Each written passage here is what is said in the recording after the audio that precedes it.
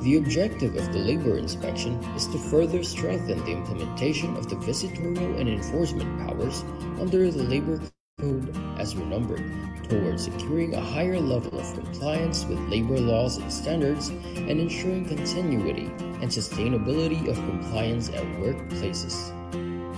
For this purpose, the Department of Labor and Employment delegates this function to the regional offices with the issuance of a list of labor inspectors who are given the authority of conduct inspection, which covers all private establishments, including their branches and workplaces in the regions. The regional offices enforce labor laws and social legislation through the conduct of labor inspection, occupational safety and health investigation, and technical and advisory visit. Special inspections may be conducted as may be deemed necessary. With the provision for mobile devices and gadgets, the DOLE developed an inspection management information system. An important feature of the system is data capture and transmittal from the field in real time, as an electronic checklist is filled up through the use of mobile devices and gadgets. Data are instantly available for viewing and processing to generate reports, statistics, and summons, including real-time monitoring of decent work indicators based on the country's decent work profile.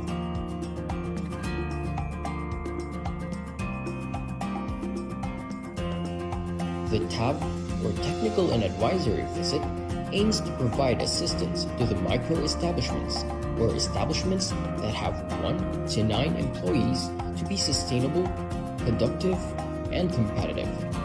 It also aims to transition our micro-establishments to the formal economy that is profitable, while also complying with our labor laws and occupational safety and health standards. There are different ways or modalities to avail TAB. First is the online method. Establishments can enroll in the self-paced technical and advisory modules through our learning management system. For establishments that opted to go with online, they must accomplish the modules within 1 month from the time they registered. Second is on-site. The DOLE regional, field, and provincial offices conduct on-site or face-to-face orientation for the technical and advisory services, wherein micro-establishments are invited to attend. Third is hybrid setup. Establishments can enroll in on-site sessions and attend virtual meetings or webinars using various online platforms like MS Teams, Viber, Skype, Zoom, or Google Meet.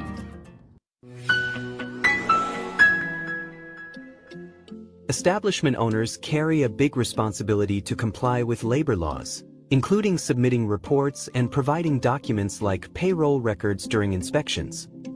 But the manual filing process is a major challenge.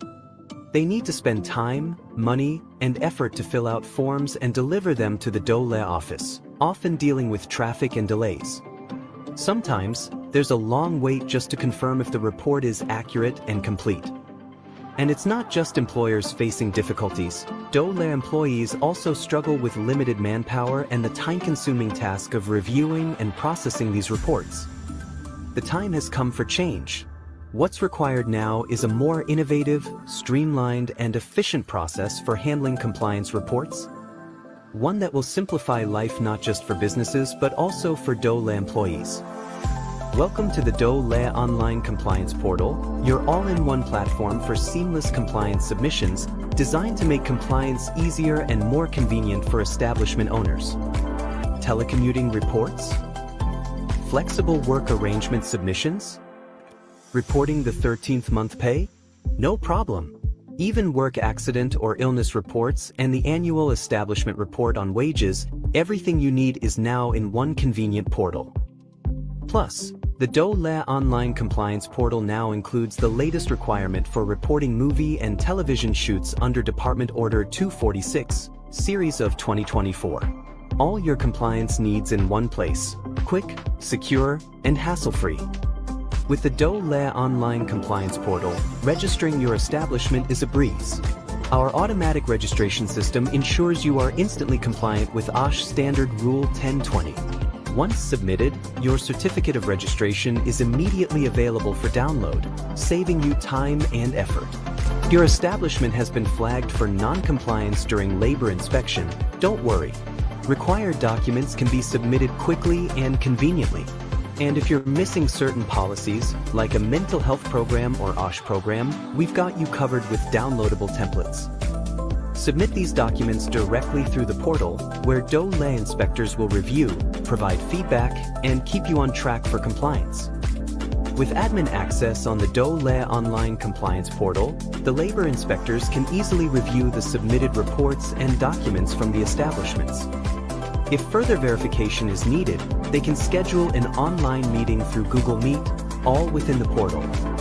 This streamlines compliance checks, saving time and making the process more efficient for everyone. It's a smarter, more efficient way to stay compliant and keep your business running smoothly. Welcome to a new era of compliance, simplified, fast, and effective with the DOLE online compliance portal.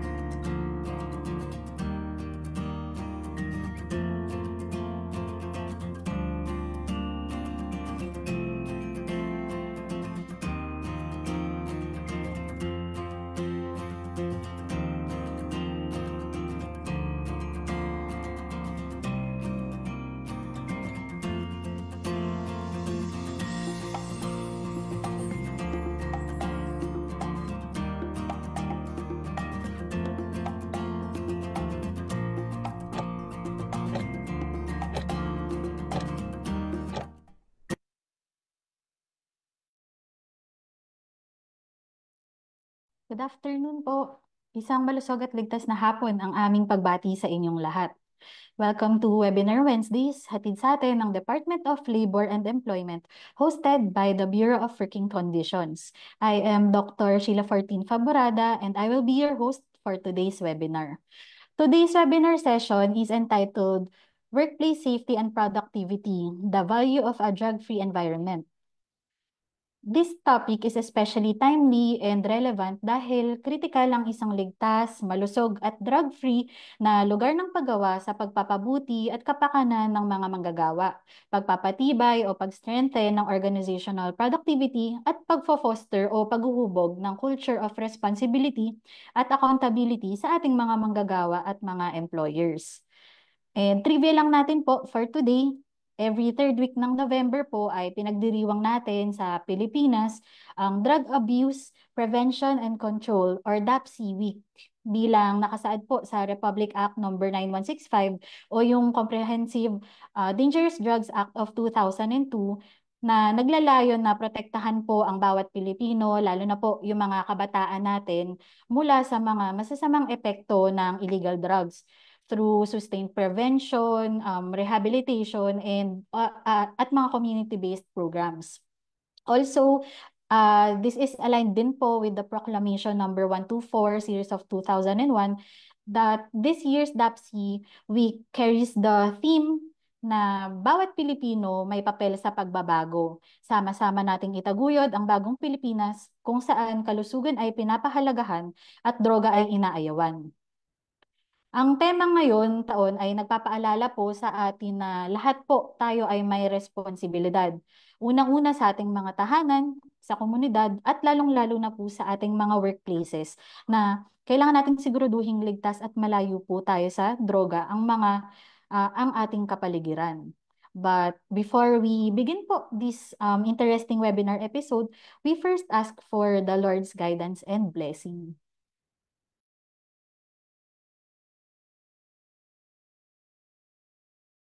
Dear Heavenly Father, we come before you today with hearts full of gratitude for the opportunity to gather in this webinar. We thank you for the gift of technology that allow us to connect, learn, and grow even from afar. We ask for your guidance and wisdom for every speaker and participant. so that we may share valuable and inspiring insights. Help us listen with open minds and hearts, eager to learn from one another. Grant us clarity of thought and expression, making our discussions meaningful and impactful. We pray that this session fosters understanding, collaboration, and the sharing of knowledge that benefits everyone. May your presence be felt in our midst, encouraging a spiritual of unity and respect. We trust in your divine wisdom to lead us through any challenges or difficulties we may face today. As we conclude this time together, may we carry forward the lessons we have learned with a renewed sense of purpose and dedication. In Jesus' name we pray. Amen.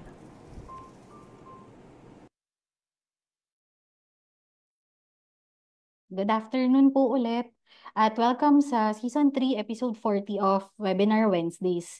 Para po sa ating mga Facebook Live viewers, huwag po natin kalimutang mag-like, heart at wow react sa ating webinar dahil nakatitiyak tayo na marami tayong matututunan. Likewise, don't forget din po to share this live stream on your Facebook account and use the hashtag Webinar Wednesdays. You may also share this to your colleagues, friends, and families para mas marami tayong magkaroon ng bagong kaalaman. For your questions or inquiries, feel free po to use the comment section at asahan po natin na ito po ay sasagutin ng ating resource speaker mamaya sa ating Q&A session. We will now proceed to the discussion of today's Webinar Wednesday topic entitled Workplace Safety and Productivity, the Value of a Drug-Free Environment. Dahil ang topic natin ngayon ay nangangailangan ng field expertise, we have with us an esteemed resource person. Our speaker for today is a fellow of the Philippine Psychiatric Association. He obtained a degree of medicine from the University of Santo Tomas and has completed his psychiatric residency training at the National Center for Mental Health.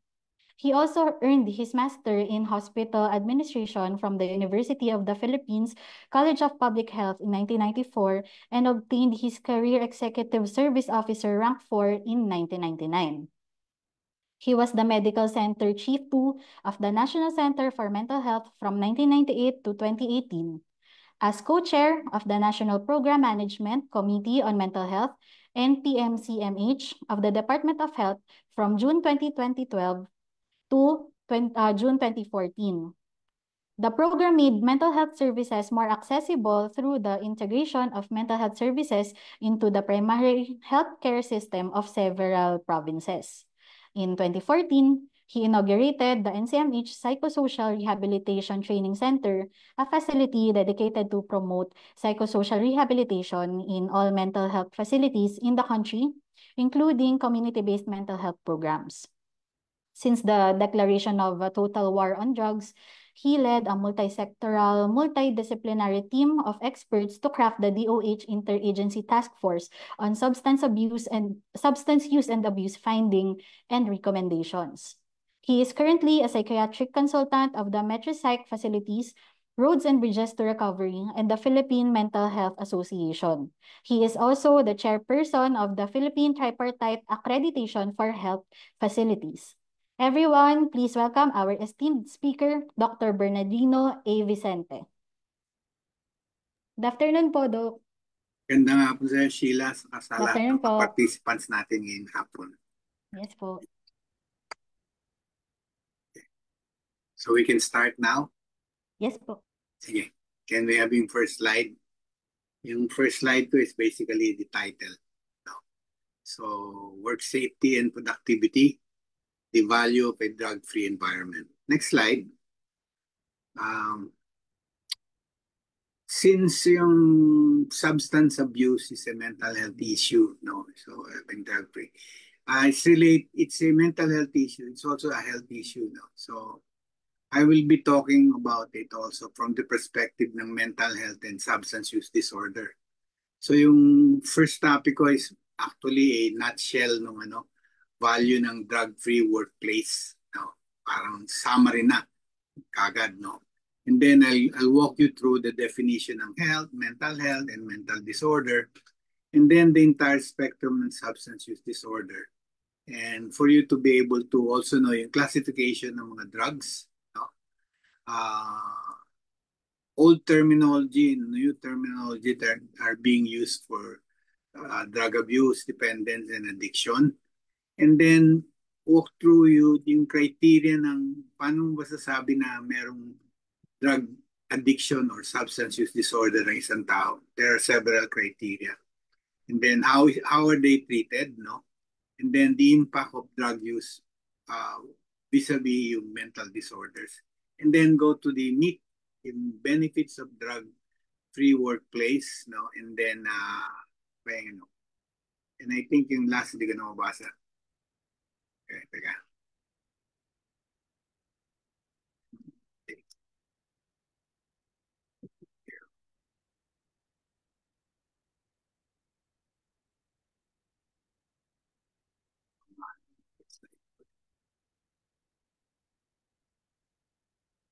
Yan, drug addiction treatment simplified.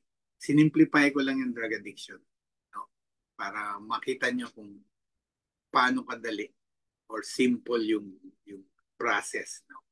Mahirap pero simple lang yung process. Next slide. So, ito na yung in a nutshell, ito yung pag-uusapan talaga natin. A drug-free environment, no, will foster improved physical health, safety, mental well-being, financial stability, productivity, and stronger relationship. So not only for individuals to, but also for the organization itself, no, and the community at large. So yun ang niyan, ang in a nutshell, yun ang pag-uusapan natin. Next slide. Ginawa ko lang graphic presentation. So nadagdag lang dito yung legal compliance. Okay. So a drug-free environment kasi will comply with the law. Kailangan na drug-free. Okay. Next slide. So let me define what health is now. So this is an old definition by WHO. Nag-umpisa pa ito noong 1946. No? Hindi pa tayo siguro lahat pinapanganak. No? If I'm the eldest dito sa group na to. No, 1946. So alam na nila, ang health nun is not merely yung absence ng sakit o kaya wala kang disability. But it's an overall state of wellness that will include yung physical wellness mo, social wellness mo, and mental well-being mo. Magkakasama yan. So, in the definition, ang ganda. Pero in actual application, merong dichotomy ang mental health versus yung physical health. So, you have a lot of hospitals, large hospital, tertiary hospital at that, na sinasabi nila na, oh, we can provide holistic services. Pero pag hinarap mo na sa kanila problems of mental health, problems ng substance abuse, hindi nila alam paano i-treat, no? And some of them do not even have a psychiatric department or a team of doctors that will deal with yung mental health issue. Tuturo ka sa another hospital, and these are usually the large mental hospitals that we have. So merong separation, dichotomy. And hanggang ngayon, sad to say, hanggang ngayon, almost all provincial hospitals natin, no, in the Philippines, hiwalay pa rin, physical lang ang pinoprovide. They cannot provide for mental health. Ayaw nilang, siguro na, may allergy siguro sila, ayaw nilang mag-hire ng psychiatrist sa plantilla nila. Or even buy medicines, no, for psychiatric illnesses or even mental disorder, simple mental disorders as insomnia. No? So much so that in 2013, in the 66th World Health Assembly, sabi nila na they added a statement, no, to emphasize that mental health, physical health, magkakadikit yan, magkakasama yan. Saying that no health without mental health. Yun yung statement niya. So, next slide. And we all know now, everybody knows na physical health and mental health are deeply interconnected. Pagka may poor mental health ka, no, it can negatively impact yung physical health mo and vice versa. So it's also known that people with depression is a higher risk of developing heart disease. No? And vice versa naman, people who have heart disease have a very high risk of developing depression. Likewise, yung anxiety can trigger digestive problems, and digestive problems man can worsen your anxiety. So talagang interconnected ang physical health and mental health. Okay. Now, hindi ko namin mention ang substance use dito kasi meron ding dichotomy sa mental health and substance abuse. Pinagsiseparate yan, but substance abuse is actually a form of mental disorder. So next slide. No, now, another aspect ng health, which is a very important concept, is that health is dynamic. Meaning to say, ano siya, hindi ka naman pirming may sakit. No? After sometimes you either get well or sometimes you get severe and hopefully wag ka naman matay, no? So, and some of us do not know we're sick, no? Meron tayong sickness, we feel well. Pero pag nagpa-laboratory ka, magugulat ka, ang daming mga laboratory results that are abnormal, hindi tama, no? Okay.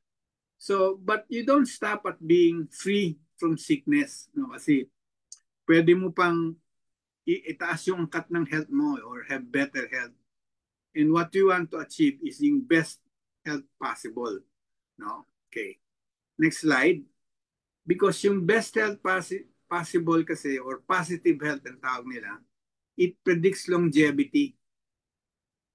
Mas mahaba ang buhay mo. Tapos ang health cost mo, kung healthy ka, no, mababa. No?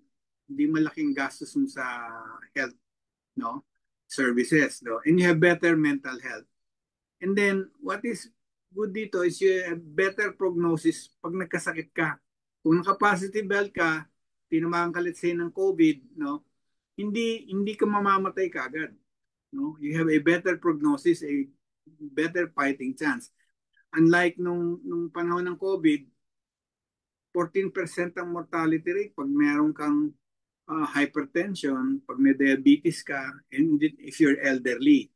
And that's the reason siguro why at the bottom corner, right corner ng slide ko, ako kung mababasa pa niya, no? Yung life expectancy ng Pilipino in 2021, no, bumaba for females 69.9 and for males 63.4, no. Wherein in the Westpac, Western Pacific region, ang life expectancy mabubuhay ka at 77.4 years old, no. Bumaba yung sa atin, no. Before 2021, mataas na yan eh. Ng life expectancy of the Philippines, 77 years old ang life expectancy natin. Ngayon bumaba. I guess this is because of the COVID, yung kaka-COVID lang kanya yung 2021, no?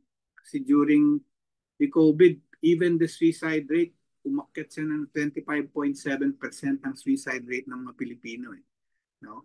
Okay, next slide. Now, here, positive health equals better mental health. So pag tinanong kayo, how do I make my mental health better? And what are the things that I will have to do? So you just take care of your physical health. That's the short answer. Take care of your physical health. You also take care of your mental health. Kasi interconnected kasi. So next slide. Now, the other question is, paano mo naman masasabi if a person has mental health? No? So, if yung performance ng mental function niya, sinimplify into 3 functions, yung mood, thinking, and behavior niya, are successful or they're successfully functioning. No, nakokontrol mo yung mood mo, no, yung good mood, no, yung thinking mo, you're well in control of it, no, behavior mo, nakokontrol mo. And this leads you to become productive.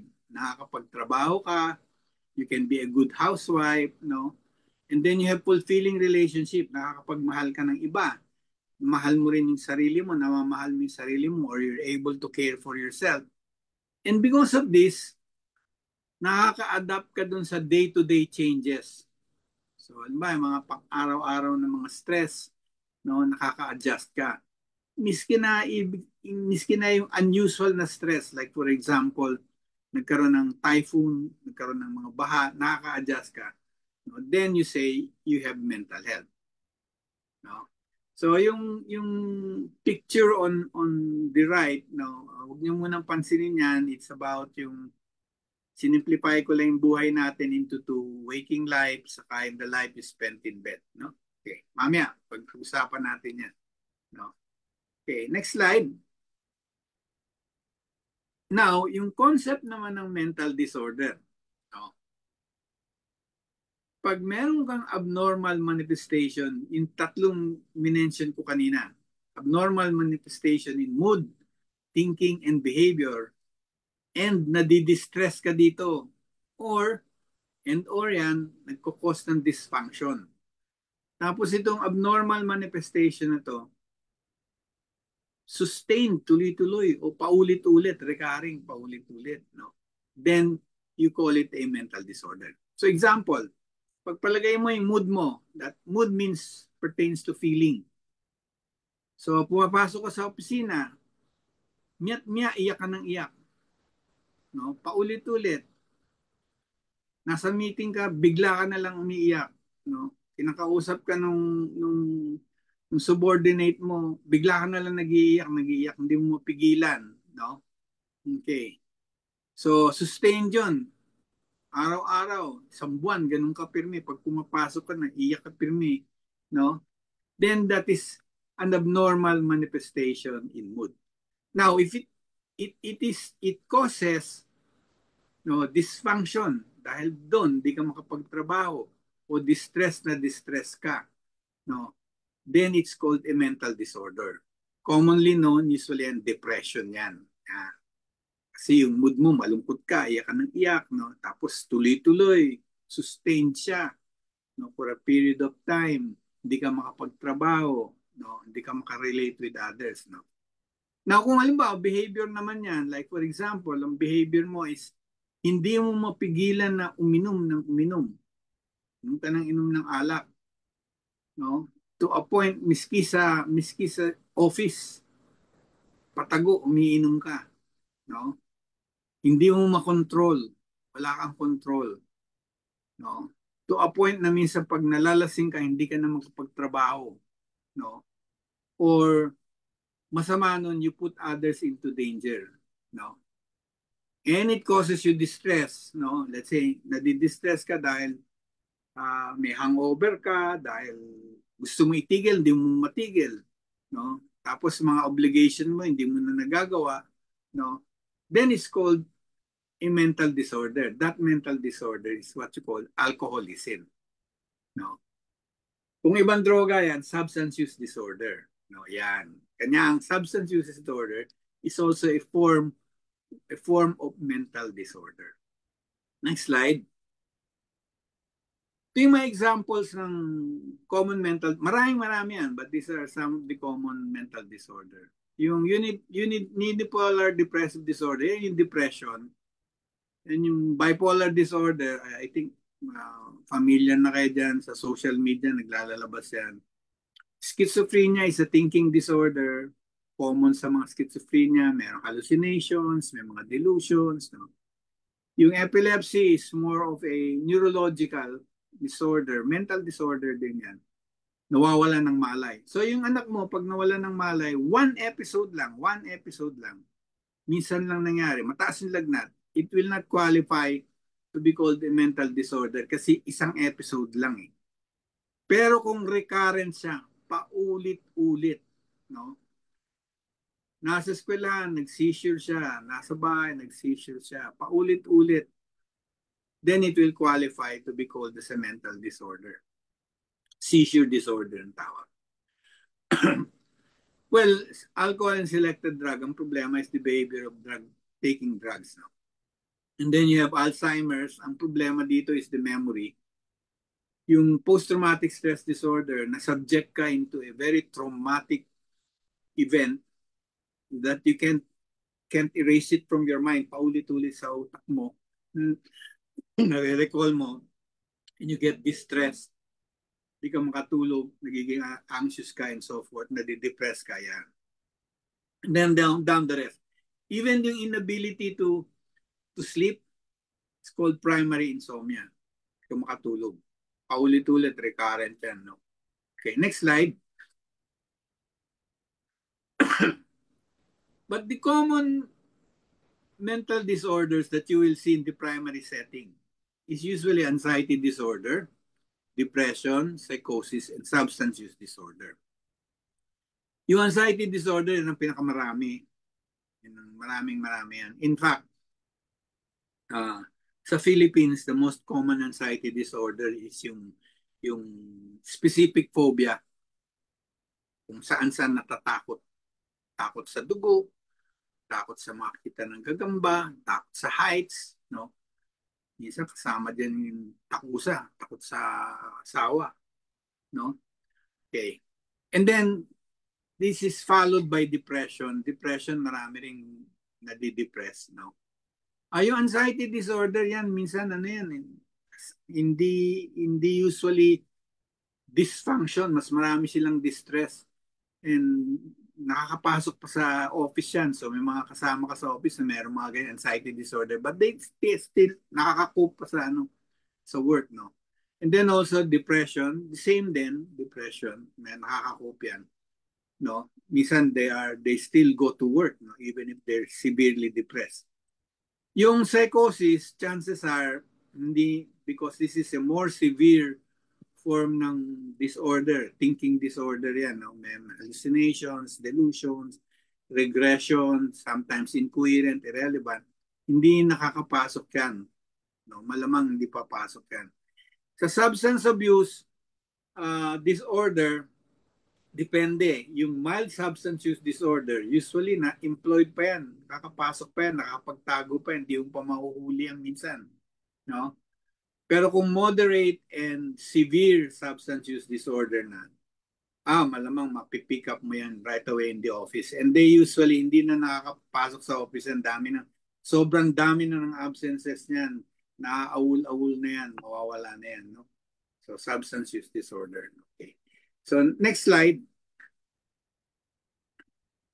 Now, yung government natin, no, is concerned that all Filipinos should be able to achieve yung positive health. So, para ma-achieve mo yung positive health, no, everyone, regardless of where you live or religion mo, whether Catholic ka, Protestant ka, Iglesia ka, or what, or whether you come from the north, you come from the south, no, ang objective ng health natin, one of the health objective is for everybody to have an equal chance to achieve positive health. And there are 7 areas of action na na-outline sa Universal Healthcare Law. No? So next slide. And these 7 are, yan. So binigbigyan ng gobyerno pansintuon yung mental health natin, yung substance abuse, no? Yan, tulad ng environmental health, no? Violence and injury prevention, diet and physical activity, sexual reproductive health, saka yung immunization.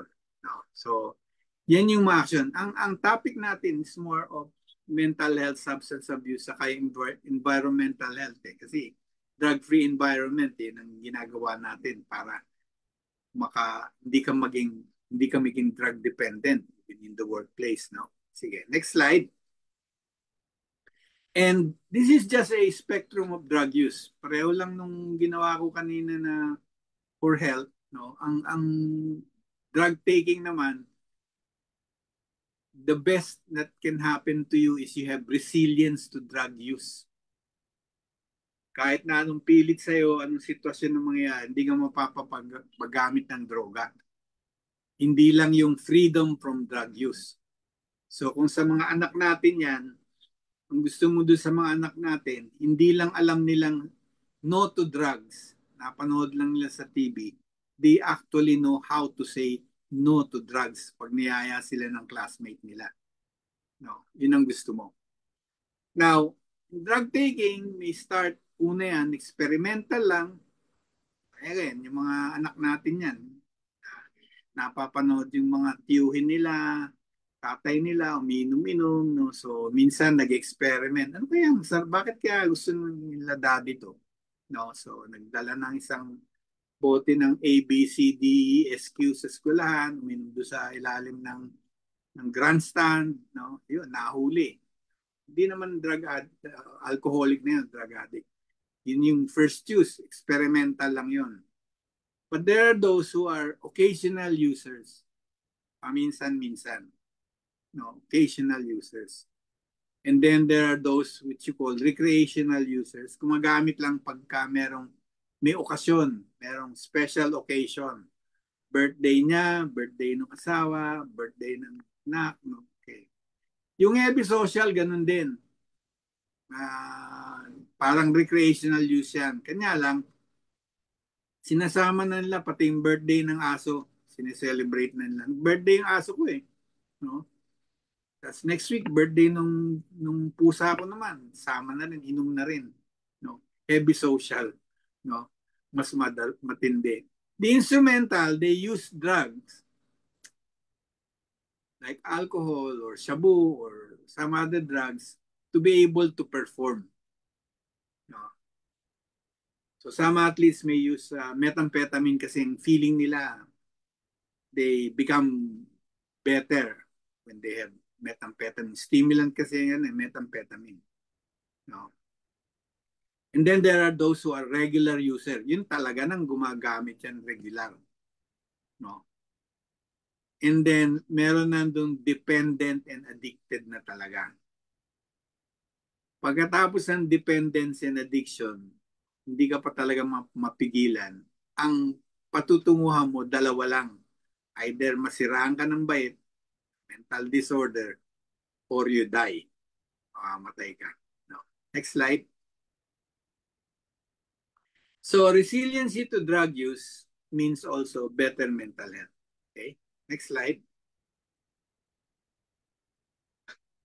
So this is a classification of drugs. No? Alam na nyo to, siguro ang nabago lang dito yung gateway drugs, yung tawag nila. Let's start muna doon sa depressant. Pag sinabi mo yung drug is a depressant, yung ginagawa niya, ini-slow down niya yung central nervous system mo. So alcohol, yung barbiturates, mga tranquilizers are depressant. Dinidepress na yung central nervous system mo. Bumabagal ang reflexes mo, nanlalambot yung mga muscle mo. So, minsan pag marami ka na inom sa alak, pag-gewang-gewang ang lakad mo kasi hindi na makontrol yung na-depress yung mga yung central nervous system mo. When the drug is called the stimulant, no, it stimulates naman the central nervous system. It makes you alert, it makes you awake, no? Minsan hyper-alert ka, jumpy, na magugulatin because of the stimulating effect of the drugs. Mga ang drugs dyan would be yung amphetamine. No? So, pag naka-amphetamine, usually hindi makatulog yan eh. Tawag dyan, speed. No? Shabu is similar. Coffee din, keeps you awake, gising na gising ka. No? Nicotine din also, and even cocaine. No? Okay. Pag sinabi mo naman yung drug is a narcotic, it is derived from opium. No? And they're usually made as a painkiller. So, opioids and heroin, Demerol, yan ang nandyan na may example niyan. Pag hallucinogen naman, no, they cause you to have hallucination. Na-stimulate yung all your senses, visual, hearing, miski walang stimulus. So wala naman nagsasalita, may narinig ka nagsasalita. No? Wala naman doon, hindi naman nakikita ng kasama mo, pero ikaw may nakikita kang mga ibang bagay-bagay. No? Yan.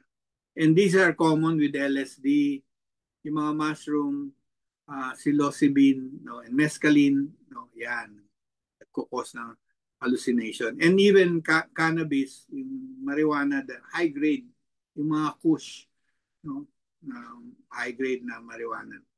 And even yung lumalabas ngayon, mga synthetic na marijuana. And then you have yung inhalants. No? Ito yung mga ginagamit usually ng mga nakikita natin ng mga bata na nasa ilalim ng mga tulay-tulay noon. They hold on to a plastic plastic bag, nilalagyan nila ng rugby and they snip on it. So, mga volatiles ang ginagamit nito like acetone, prion, miski gasolina, pwede dyan. Now, the gateway drugs, why they are called gateways, no? And there are three of them na example dyan, alcohol, cigarette, and marijuana. They are gateways because if yung anak mo nag-alcohol siya at a very young age, it is a gateway to use other drugs. The same way as cigarettes and even marijuana. Okay. So yung number doon na nandun, yung 21, yung 54%, this is about yung the number of children who have tried already alcohol when they reach 12th grade. No, the blue numbers. No, for us, ang alcohol usually first started yan ng mga alcoholic at the age 21. Cigarettes at earlier 19. Wala tayong data on marijuana. Next slide. So, ito yung global itong data na to no? That by the age 18 years old, 91% of these teenagers, 18 years old, would have tried already alcohol. And 40% would have tried already tobacco. 47% marijuana. I don't think this is true for the Filipinos. And 18% prescription drug. And 5% illicit drugs. No? Yan ang statistics. Next slide. Here is a study on gateway drugs. No? British Columbia, I think. Sabi nila, children who drink, gusto umiinom, alak, they are 50 times more likely to use cocaine than non-drinkers. And then naman, those who use marijuana, children who use marijuana, are 85 times more likely to use cocaine than marijuana users. So this is one of the reasons why I'm not in favor of yung medical marijuana law. Okay. Kasi pag mga bata ang nakagamit niyan, no, tataas. If they are gateway drugs, they will use other drugs. And then those children who smoke are 19 times more likely to use cocaine than non-smoker. Yeah. Next slide. Now, here are old mga terminologies but are still used nowadays in drug abuse or substance abuse. So it means when you're using drug in greater amounts, no, or by methods which are harmful to you or others, no, this is called drug abuse. And sometimes they're referred to as harmful or problematic use. No? So example dito, let's say may driver ka na lasing, pinag-drive ka, that's harmful use. No, pwede kang ma-aksidente dun eh. No? Hindi lang siya, sa others pang na-involved. Commonly associated with alcohol, amphetamine, barbiturates, benzodiazepine, cannabis, cocaine, and all the other drugs. No? Next slide. The other term is substance or drug dependence. Pag nakita mo yung word na dependence, no? Ibig sabihin addicted na yan. No? Or an adaptive state that develops from repeated drug use. Talagang gumamit na siya ng drug paulit-ulit. And it will result, pag tinigil niya yung gamit siya, withdrawal. No, magkakaroon siya. No? Ng withdrawal pagkaano. So, next slide is actually yung criteria for when you say talagang dependence na yan. Pag meron ng tolerance, no? So, hindi na pwede sa kanya yung isang boting beer lang. Kailangan 3, 4 para malasing siya. No, nag-i-increase na, nagkakaroon na ng tolerance ang ibig sabihin yan. Withdrawal naman, pag tinigil mo, merong karakteristik na mga nararamdaman as a result of stopping the drug. No? Pero pag binigyan mo ulit ng drugs, mawawala yung symptoms na yun. So, tolerance and withdrawal are two key criteria to determine yung dependence. Next slide. Ito yung definition ng drug addiction. So, ang drug addiction ay chronic relapsing brain disease characterized by, so meron siyang compulsion na maghanap ng droga saka gumamit ng droga. Tapos pag naggumagamit na sa hindi niya malimit. So, yung one for the road, sinabi niya, oh sige, one for the road na lang. Naka one case for the road. Hindi nakatigil. Inom ng inom. And then, of course, yung emergence of negative emotional state, withdrawal yan. No? And then, this is, alam niya na yung nangyayari sa kanya has harmful consequences. Pero in spite of that, gagamit at gagamit pa siya. So, example nito, yung sinabihan na ng doktor na, oh, yung atay mo, no, may fatty liver ka na, nagsisirrhosis na because of your drinking alcohol. In spite of that, iinom at iinom pa rin. No? The new term now is called substance use disorder or DSM. Sa DSM-5 to, Diagnostic and Statistical Manual 5. Substance use disorder. Pinagsama na yung definition ng substance abuse and substance dependence. Minerge na. So the next slide is a very busy slide. No, pinagsama yung drug abuse saka yung dependence, pinagsama-sama na. Tapos tinanggal na niya yung criteria sa drug abuse na legal problems. Tapos nagdagdag ng criteria, another criteria which is called craving, yung pagnanasa sa droga, pagnanasa sa alak. That is a criteria. Okay. And then nagkaroon na siya ng DSM-5 on the right, yung column on the right. Pag nakakuha ka ng criteria ng 2 or more criteria, pagpalagay mo, craving, meron kang craving pag nanasa dun sa droga, no? Tapos noon, gumagamit ka ng droga in large amounts na. Ano na kagad dyan? Madadiagnose ka na sa DSM-5 as substance use disorder. Now, merong 11 criteria yan eh. So, daanan natin miski bahagya. Next slide. So, ito yung first 4 criteria, no? Taking drugs in larger amount for longer than intended. Palaki ng palaking gamit mo, patagal ng patagal pag gumagamit ka. Gusto mong tumigil, wanting to cut down or quit, pero you're unable to do it. O kaya pag ginawa mo, nag-fail ka. Okay. Tapos spending a lot of time obtaining the drug. Para makakuha ka lang ng droga, lahat ng paraan gagawin mo. No, miski graduation na ng anak mo ngayong hapon, dapat umattend ka. Nalaman niya na merong droga dun sa Bulacan. Pupuntahan niya yan para kunin lang. No? Okay. And then craving or strong desire to use the drug. So in first 4 criteria. Next slide. Repeatedly unable to carry out major obligation at work. Kaka-drug use mo, hindi mo na nagagawa yung mga homework mo, assignment mo, o kung sa trabaho, yung reports na that is required of you, hindi mo na nagagawa. Mga major obligations na antaala na. And then continued use despite of persistent or recurring social interpersonal problems caused or made worse by drug use.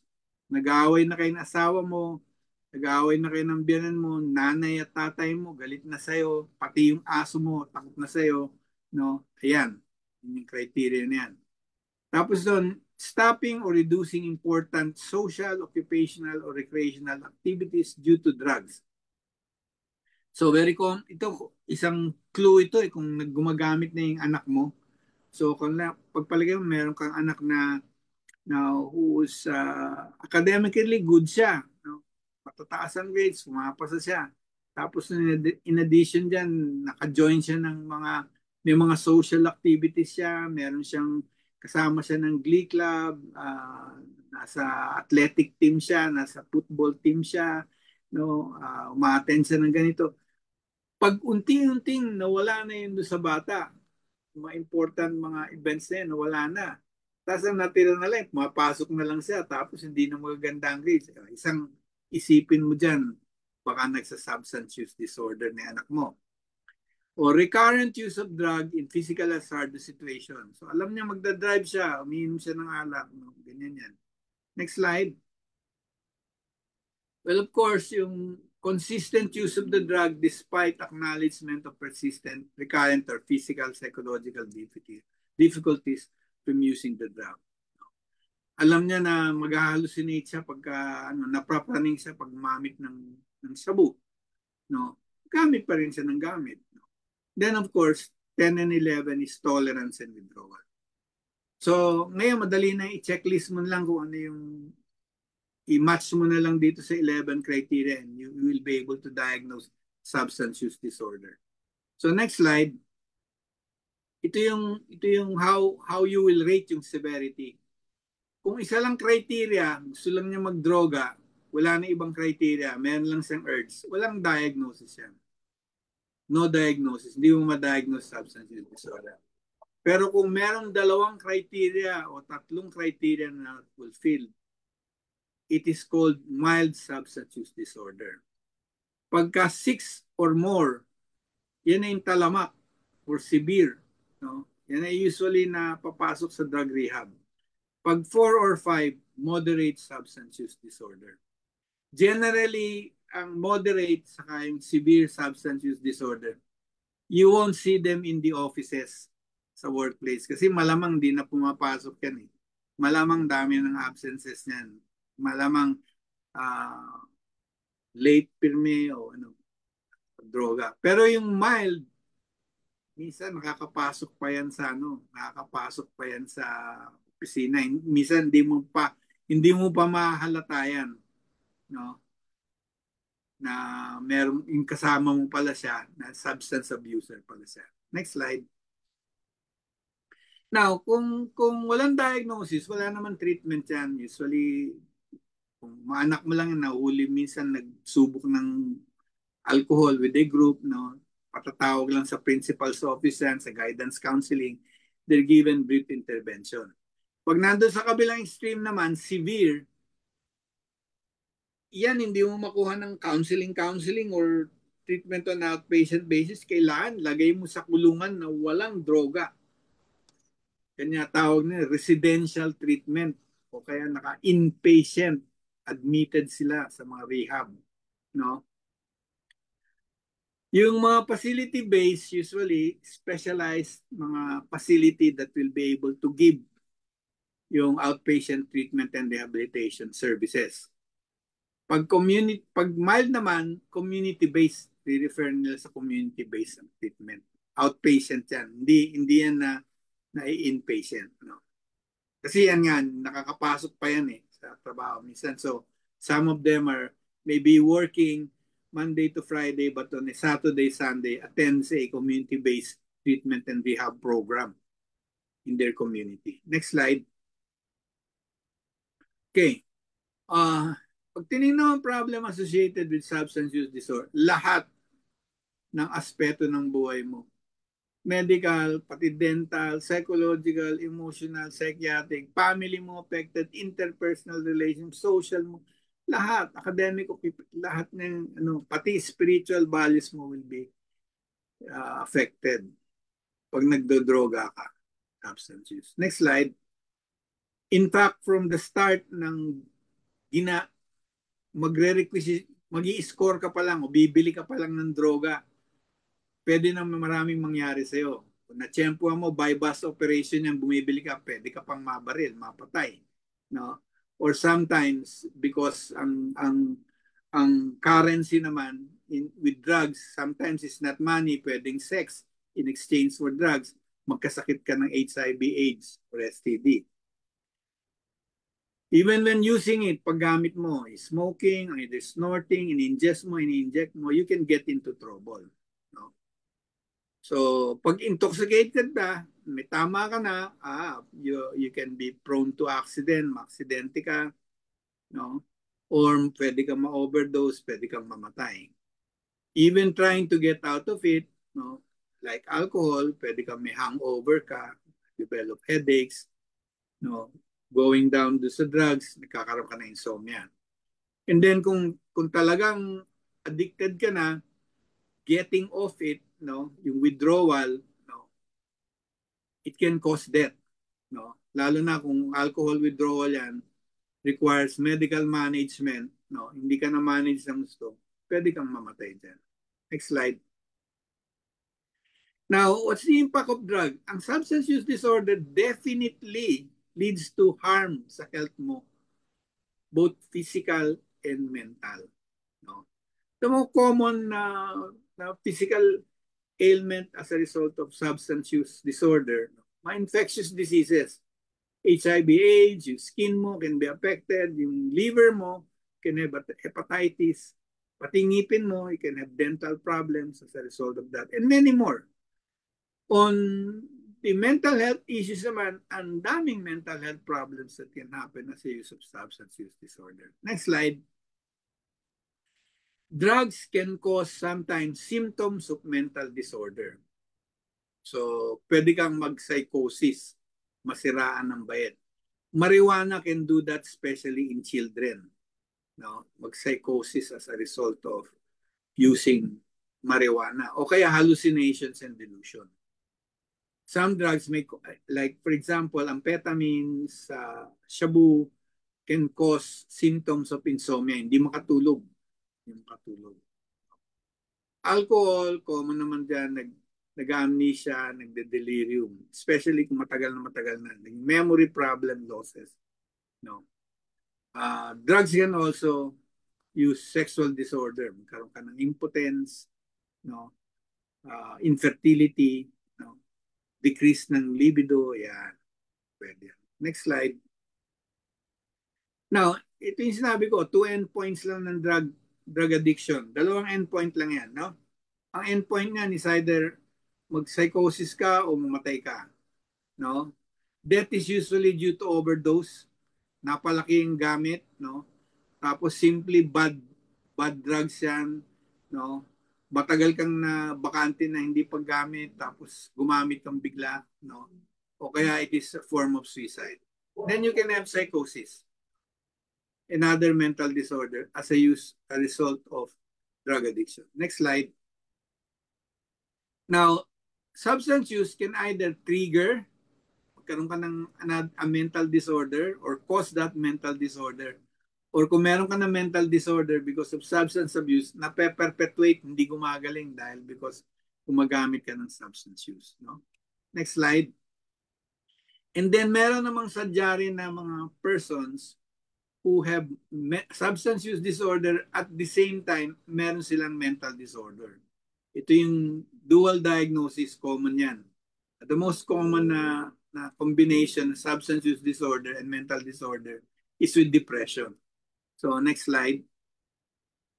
Ito yung mga common, depression. Hindi masyado eating disorder for Filipinos.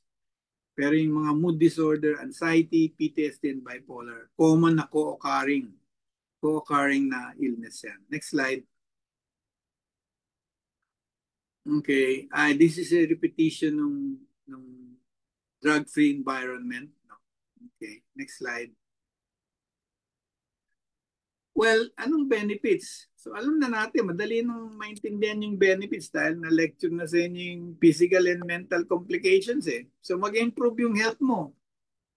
So number one na physical, ang pinaka-common pag nagda-drugs ka, kasi ang drugs are detoxified by the liver yan eh. No? So, yung long-term effect na usually, yung liver mo, no? Hindi ka masisira yung liver mo pag hindi ka mag-drugs. No? And then, mental health complication. Pagka hindi ka nag-drug, drug-free yung lugar mo, mag-i-improve yung health mo. So, ma-enhance din yung well-being.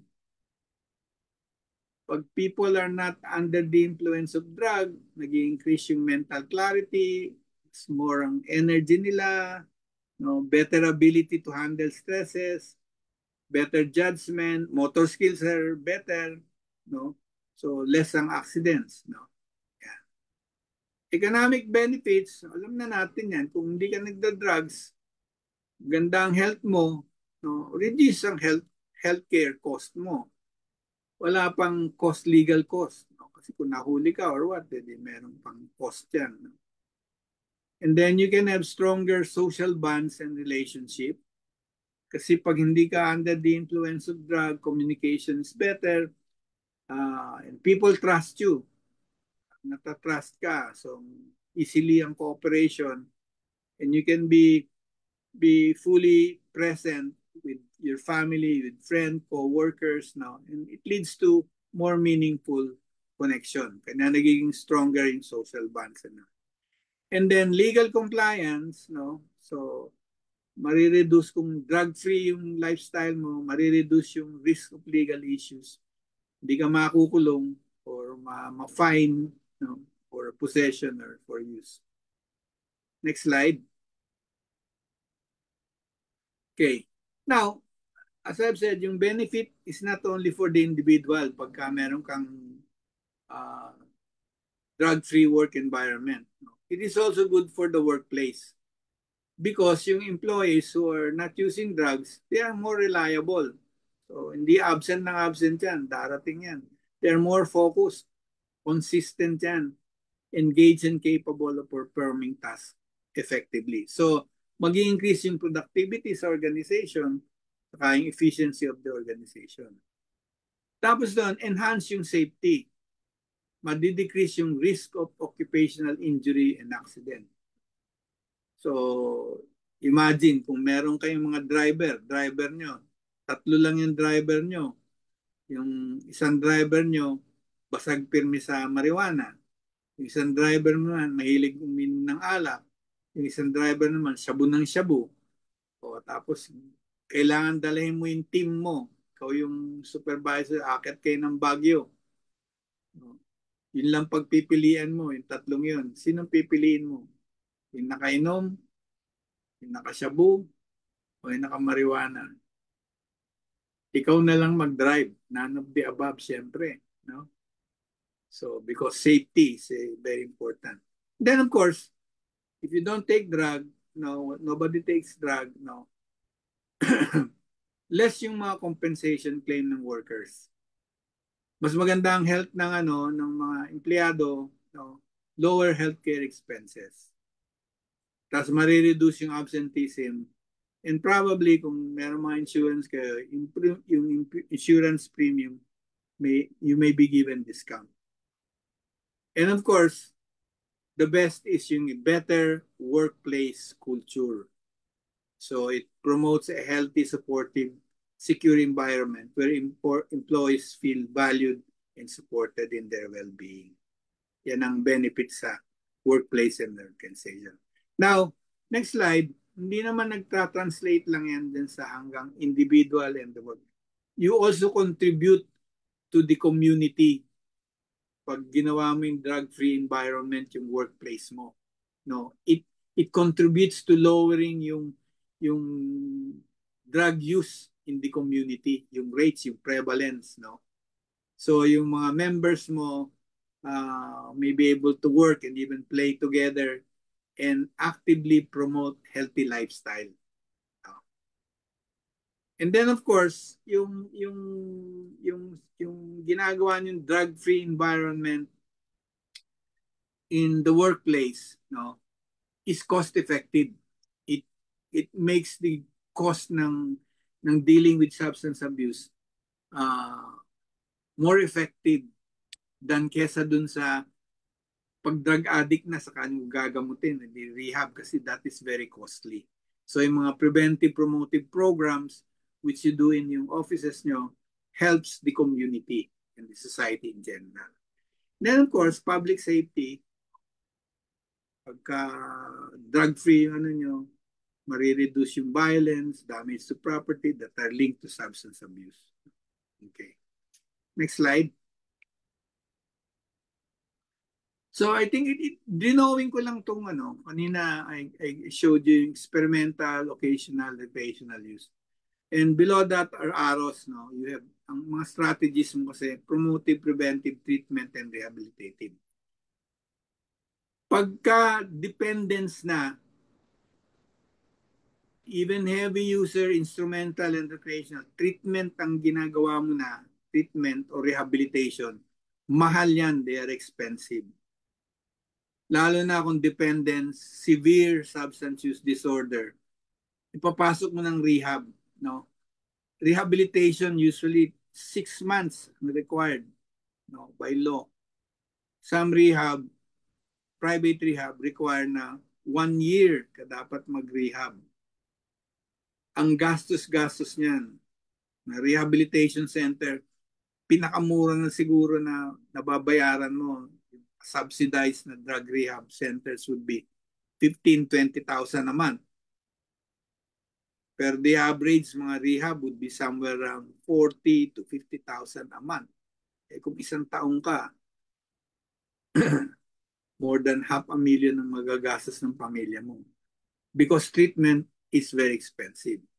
But preventive and promotive are most cost-effective. This is what you usually will be able to do in your workplace. Promotive and preventive. No? Okay. Next slide. Well, in the treatment, no, these last few slides na lang ko, no, in the treatment ng yung medical approach can be used, no. Ang medical approach is used to treat yung consequences ng drug abuse. Diba, nagdodroga ka, nasiraan ka na ng bait, o nasira na yung atay mo, medical intervention can be used to more or less remedy, kung mare-remedy pa. And it can be also used as a way of treating drug addiction. As an adjunct to drug addiction treatment, kung nakarehab ka, medical approach pwede pa rin. In whole or partly. No? So may mga therapy na mas magandang medical approach like replacement therapy. Nicotine replacement therapy sa nicotine addiction is mas maganda yan. Approach na yan. Next slide. Now, let me introduce you yung chronic care management model. No? And I'm comparing here in diabetes, hypertension, and mental disorder. If you take a look, dalawang column yan, column 1, column 2. Yung column 1, no, sa diabetes, it's all about controlling yung blood sugar mo. Sa hypertension, it's all about controlling yung blood pressure mo. Pag addiction ang pinag-uusapan mo, it's about controlling your craving for the drug. Whatever the addiction is. Kung sex addiction yan, you control the craving for sex. Mental disorder, control the signs and symptoms of the mental disorder, like depression, hallucination, psychosis. Yan, usually, gamot ang ginagamit. No? Except for the addiction. Di lahat drugs ang ginagamit dyan. So, sa diabetes, bibigyan ka ng anti-diabetic, bibigyan ka insulin. Pag hypertension ka, bibigyan ka ng mga beta blockers, no? Blood thinners or statins. No? Okay. But take a look, hindi lahat ng treatment is dependent lang sa gamot. No? Column 2 is all about lifestyle. Pag na-diagnose ka na diabetes, importanteng palitan mo na yung lifestyle mo. No? So, unang-una yung diet mo, mababago na yan. Hindi ka na pwedeng kumain ng matatamis. Kailangan magbilang ka na ng ubas. Kalahating pisngi na lang ng saging after ng mangga after a meal. Kailangan mag-exercise ka na rin. Iwasan mo rin yung stress or manage yung stress properly. So kung sino yung nakaka-stress sa'yo, iwasan mo or manage it. Hypertension din, ganyan. Pag hypertension ka na, kailangan lifestyle change ka na. Low salt, low fat diet ka na yan. Wala nang asin, wala nang patis. No? Kailangan mag-exercise ka na. Maglakad-lakad ka, magbuhat-buhat ka ng weights. No? Ganun din, in addiction, lifestyle change then is very important. Lifestyle change that will make relationship better with loved ones. Minsan kasama pa dyan ng spirituality, exercise, stress management. PSR means psychosocial rehab. Sa mental disorder, ganun din. Very similar to lifestyle changes ng drug addiction. Okay? So kung yung doktor mo, nakapokus lang sa column 1 ka, mag-isip-isip ka kasi dapat yung column 2, tinitake. You don't take for granted yung column 2. They're also powerful intervention sa treatment. Next slide. So, sa drug addiction, yung column 1, this is just an example of the things that can be done to control craving. Hindi ko na explain sa inyo to in detail, but these are the things that can be done, like withdrawal management, medication, support group, yung Narcotic Anonymous or Alcohol Anonymous. MI stands for motivational interviewing. Meron ka mga programa which are called the relapse prevention program, 12-step or spiritual treatment, and down the line. No? Sa sa lifestyle change, next slide. Ito yung buhay nyo, yung kanina pinakita ko. You have 2 lives, no? One is when you're in bed, asleep. The other one is when you're awake, no? Divided into work, love life, and leisure or self-care. No? Yan yung buhay nyo. So if you want to assess yung life mo, tingnan mo yan kung balanse yung buhay mo dyan. Sagutin mo yan kung ano yan. No? But for the drug addict, ganito yung buhay nila. Next slide. Ang drug addict, walang trabaho yan. No? Time is spent for looking drugs. Time is spent for maybe stealing, no, or using drugs. Walang pagmamahal yan. No? Walang love. Replace yan. Lahat ng kamag-anak niyan galit sa kanya. Meron distrust, kinahihiya siya. Pag dumating yan sa social gathering, no, kapkapan na ng bulsa, nandito pa ba yung cellphone ko? Baka nadampot na. Yung aso, takot na rin. Kasi baka gawin siyang pulutan. No? And then there is neglected self-care. No? Kung ano nung sakit na pwedeng mangyari sa kanila, di na minsan naliligo, hindi nagpapalit ng damit, no? Or haba-haba na ng buhok, hindi mo maintindihan. Yung sa tulog naman, sirang-sira ang tulog niyan. Kung shabu yan, gising na 3-4 na araw. Pag gising niya, matutulog ng 1 araw, 2 araw na walang gisingan. Tapos pag gising niyan, tira na naman yan. Yan yung lifestyle nila. So yan ang isang sa treatment, yan ang ginagawa, palitan mo yung lifestyle niya. Next slide. So in the treatment, simplified lang, 2 strategy very important. I-control mo yung craving. Tapos i-replace mo yung lifestyle nila with a healthier lifestyle. And hopefully you'll get a meaningful life for them, no? Or less harmful lifestyle. So next slide. So it is an example ng treatment plan for a drug addict, no? So you can use medication to control the cravings, may aftercare program ka, relapse prevention program. Depende what is tailored fit or what is available. And then yung lifestyle change mo, yan. Kung walang livelihood, you enroll them to a livelihood program, no? I-enroll mo sa gym, kung meron gym, mag-exercise, sa simbahan, nagsusumba, join mo ng zumba, no? Or padala mo kay father for a Bible study, no? Or get them a volunteer work. No? Simplified, yun ang simplified way of it. Next slide. No, this is my last slide. No? So, di ba kanina told you gateway drugs, no? Kung tatanungin kayo, if there is one suggestion, marami suggestion. Pag tinanong ka, ano bang magagawa ko para yung anak ko hindi malulun sa droga? So, this is one of the suggestion. If you can prevent your child from using the gateway drugs, cigarette, alcohol, and marijuana until they are 19 years old, malaki yung chances mo, a very, very big chance that your child will not use drugs later on. Thank you.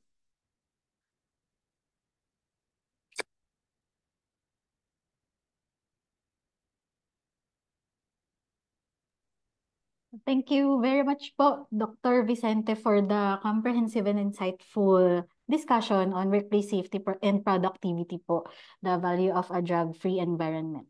Maski po ako, marami po ako natutunan sa topic ngayong araw at nabalikan ko rin po yung mga naturo during our med school days po about mental health po. And gusto ko rin po i-highlight, no, yung sinabi po ni Doc na when we take care of our mental health, it is one of the most effective ways po to stay free from drug use. And also, when we nurture a healthy and balanced mind and support drug-free environments, not just at work, but in every part of our lives, lalo na pag sinimulan natin sa bahay natin, sa mga tahanan natin, we create a safer, more resilient, and more productive communities for everyone. So, at this point po, sasagutin na po ng ating resource speaker yung mga tanong po, no? So, kung may mga pahabol pa po na mga katanungan, pwede po rin niyo po i-type sa ating comment section yung mga tanong po ninyo. So, for our first question,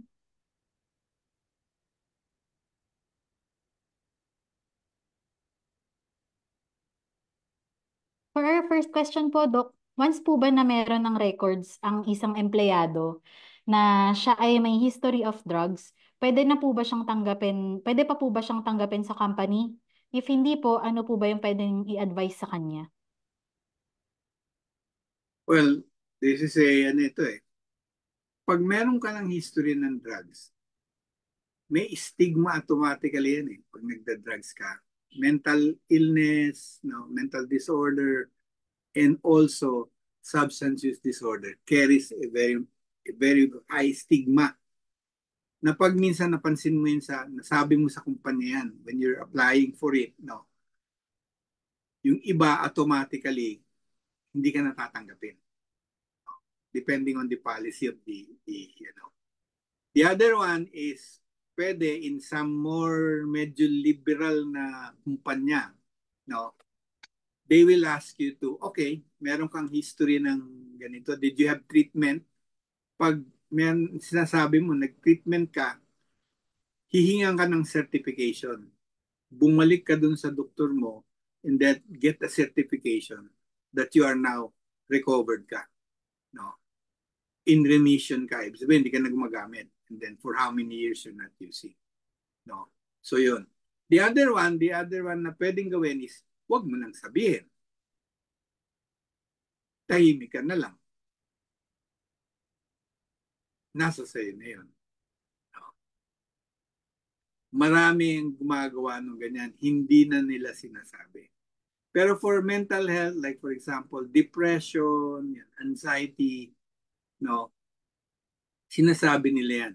O minsan napipick up sa medical yan na ano-anong gamot na ang ininom mo? Ano bang ganito? Tapos pag nakita ng doktor, meron ka ng antidepressant. Nag-antipsychotic ka. Automatic yan. Tatanong na kagad yan. Bakit? Ano nangyari sa'yo? Ganito. And then may history ka. And then i-refer ka. Even application for school. Yung mga schools that are very, very strict on that. No? Pag na merong red flag kagad sa kanila yung nag-history ng suicide, merong antipsychotic medicines, saka hint ng substance use, automatic yan. Gagawa ng history yan. And then, kung ma-determine nila, nag-treatment ka somewhere else, i-refer ka, balik ka doon, hindi ka ng certification. No. Ganun usual. Yun po. Idagdag ko lang po no, sa under the Department Order number 53 po or yung drug-free workplace policy po sa DOLE. Usually po pag yung may mga history ng ganyan po, hinihingan po natin ng fit to work po para Correct. ma-establish po talaga na siya po ay kung naka-graduate na po ba sa rehab, meron din po yung mga certifications and yung tawag dito para po dun po sa side ng employers for the safety naman po nung workplace na gusto nilang pasukan or papasukan po nila. Next po, for question number 2 po, kapag po ba may drug use, kahit di po addict, kailangan na agad ipasok sa rehabilitation? Well, yun nga rehabilitation is usually the last resort yan eh. Kasi nga para ang rehabilitation is yung inpatient yung inpatient rehabilitation, residential sinasabi natin, is reserved for yung severe. So ibig sabihin 6 criteria sila dun sa substance use disorder criteria and above, no. Yung iba, moderate pa lang yung diagnosis. Pinapasok na rin sa rehab ngayon. Simply because ilan-ilan lang yung facilities that can provide yung special services, outpatient services na rehab services sa moderate. Pag community, pag mild ka, sa community ka lang, ang bagsak mo sa community. Ang community naman, meron din naman mga programa, mga communities natin. Some of them, okay naman, effective naman. No? Okay po. Next po. Gaano po katagal ang rehabilitation ng may substance use disorder? So, by law, kung severe ka, napasok ka sa drug rehab, no? Ang usual sa government is six months yung sa rehabilitation center. After lumabas ka ng 6 months sa rehabilitation center, you're required by law plus 18 months na aftercare. Mag-aftercare program ka. Yun ang usual. Now, sa mga private, mga rehabilitation center, usually they require 1 year yung program, completion of 1 year.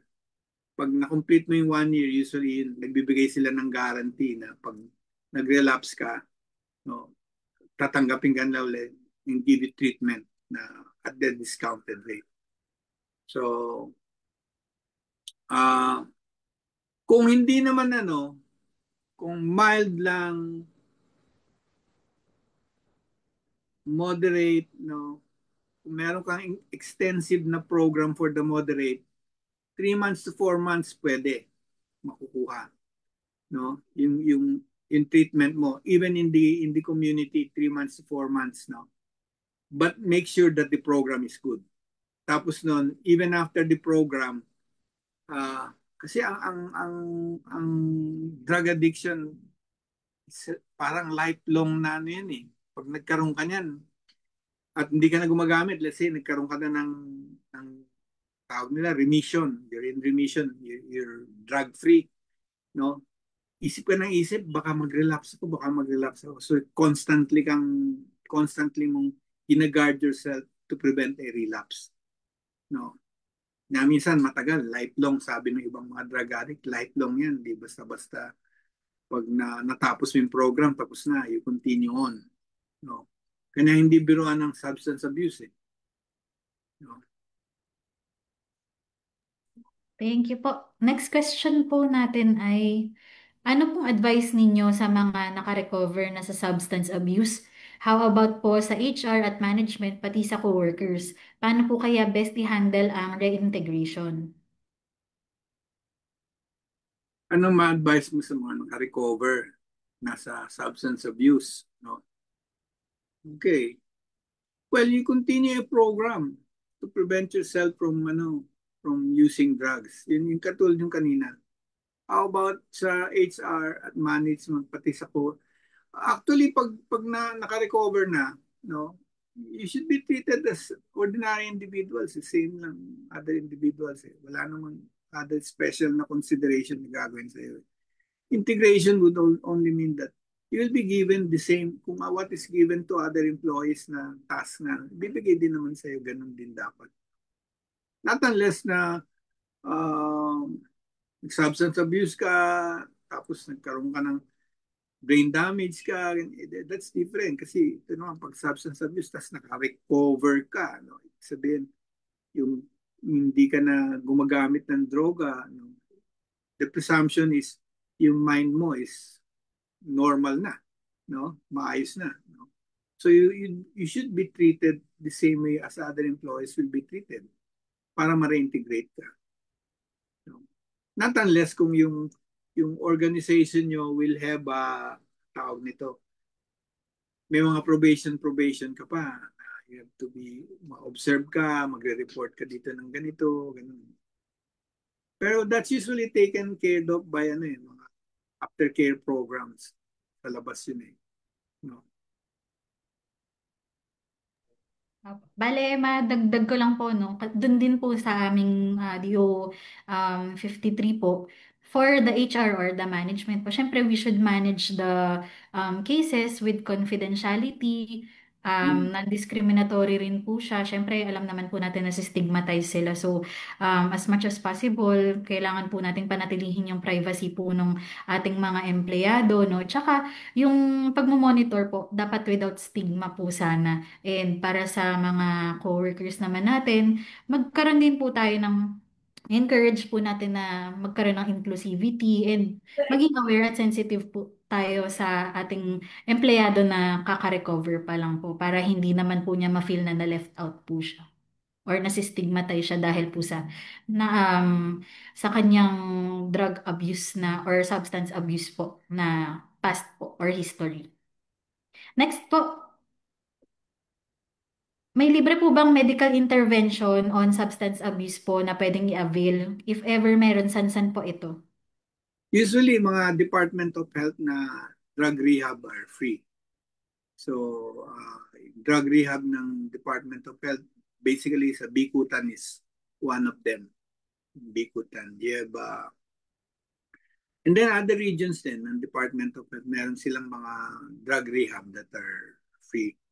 I think sa Davao, and then sa Bicol, Cagayan Valley. May mga medical health center din sila, yung mental health facilities in the regions na they provide yung research, medical intervention and substance abuse pwedeng avail. Pero hindi ganun karami. No? And then usually ang Department of Health, they will cater basically dun sa sa grabe na yung severe na. So severe substance use disorder, may mga complication na, may psychiatric complication na. Yan ang so the department also runs mga rehab centers, may mga rehab centers ang Department of Health. But kung mild lang yan, mild, sa community ka talaga, community-based. Sa mga LGUs ka, basically ang treatment niya. Okay po. Thank you po dun, Doc. Next po is it mandatory, sir, to have a drug-free workplace assessor po? Or it still depends on the capability of the company? I think it will depend on, hindi ako sure about this question. I think it will depend on the capability of the company. No? Kasi kung hindi naman malaking company, to have a work, not unless yung workplace assessor mo is a job which is on top of another job. No? Dinagdag lang sa kanya. Pero yung sweldo yung ganun, added na. The company can afford it, then it is okay. But I think it depends on the capability of the company. Yes po. Pag sa DOLE naman po, ano po kasi dyan sa DO 53 is magkakaroon sana dapat ng assessment team po. Pero yun din po, alam din naman po namin na may mga companies, lalo na po yung mga medium, yung small, hindi po masyadong capable sa magkaroon ng assessment team. So, that's why po, ang parang pinaka-remedy po dyan is yung interagency referral po, yung to the LGUs po. Para po sila naman po ang i-refer po.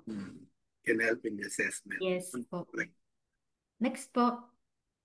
Kasama na po ba sa pag-file ng Universal Healthcare and Sickness Benefits ang empleyado undergoing treatment due to substance abuse? Hindi pa ata eh. I'm not sure, pero hindi pa eh.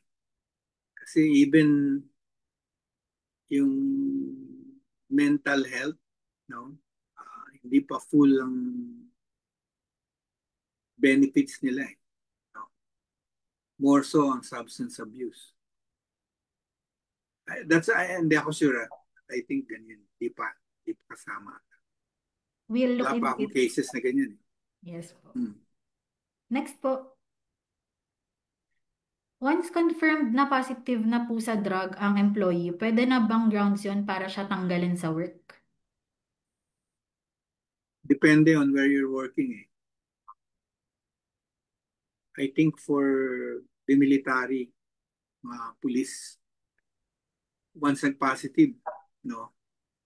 And then it's all still based on the organization, no? Pero once positive, ang ibig sabihin natin, positive drug testing lang to, no? Opo. That's confirmed, no? Opo.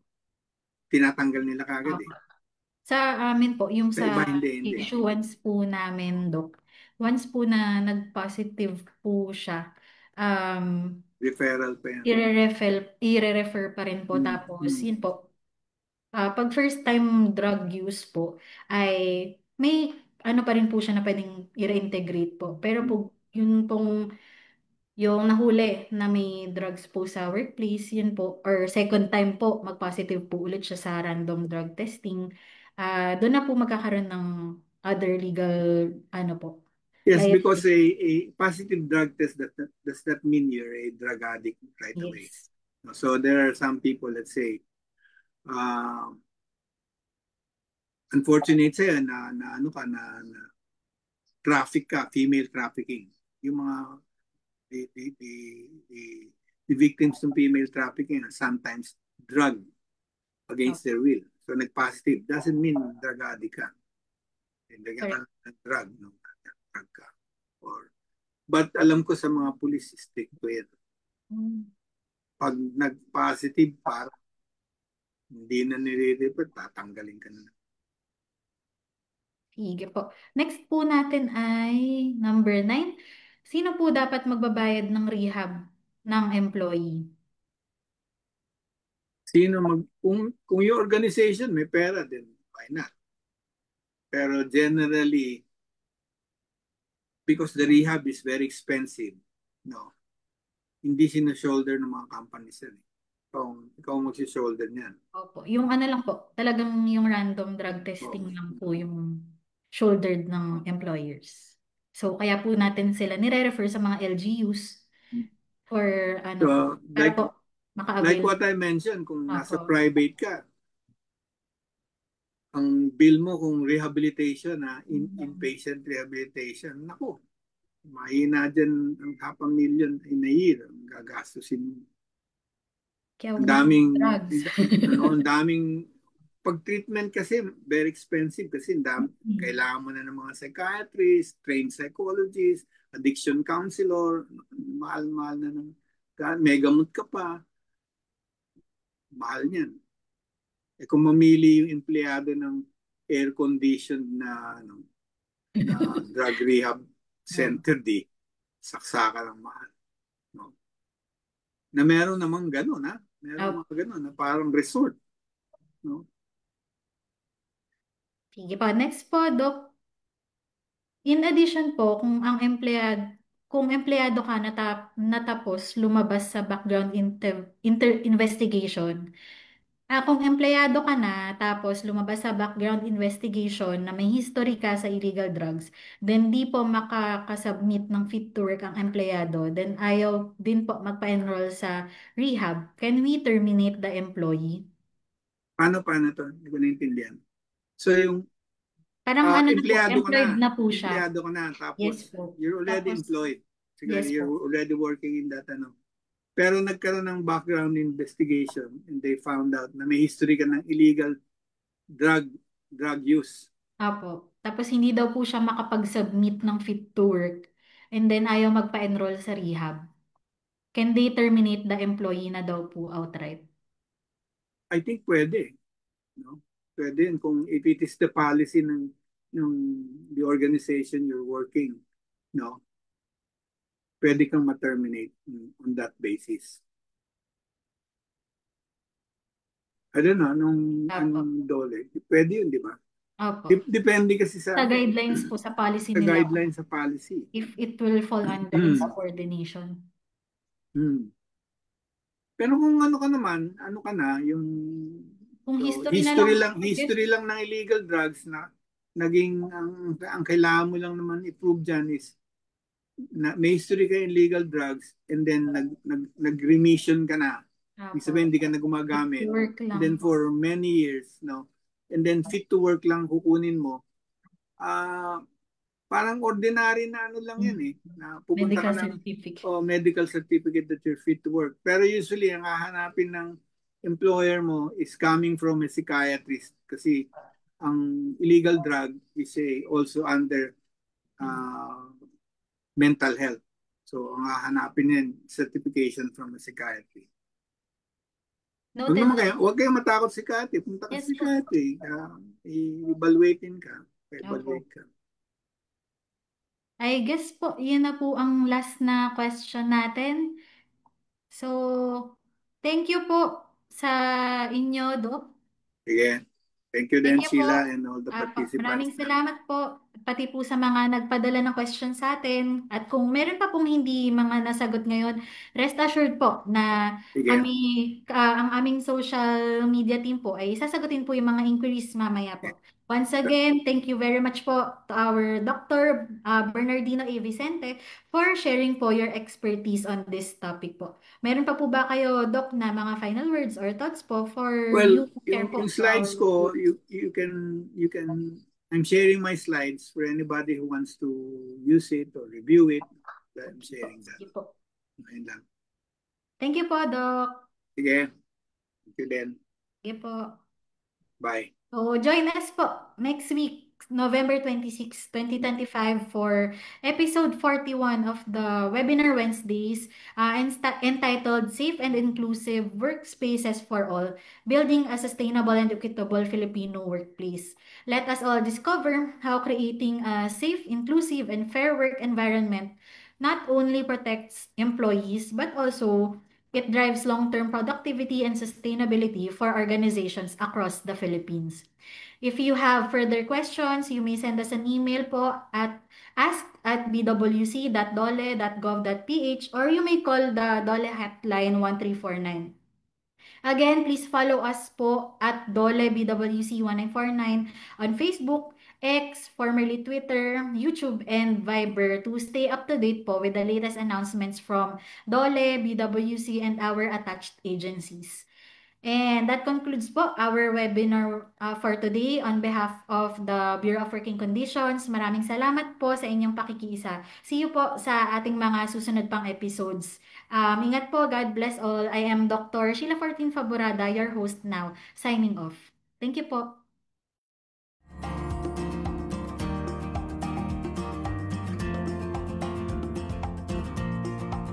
Para sa mga katanungan at karagdagang impormasyon, maaari po tayong tumawag sa Dole Hotline 1349 o sumambuni sa mga Dole Regional Field Office na nakakasakop sa inyong lugar paggawa.